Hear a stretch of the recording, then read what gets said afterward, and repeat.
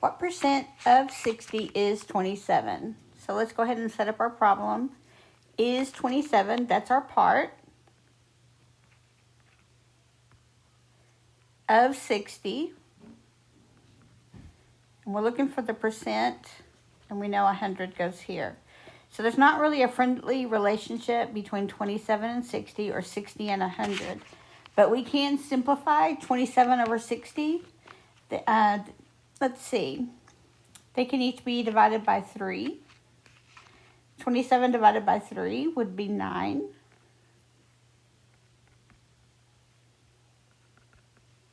And 60 divided by 3 would be 20.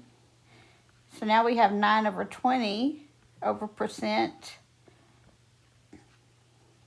a percent over 100. So 20 becomes 100 by multiplying times 5. So we take 9 and multiply times 5, we get 45.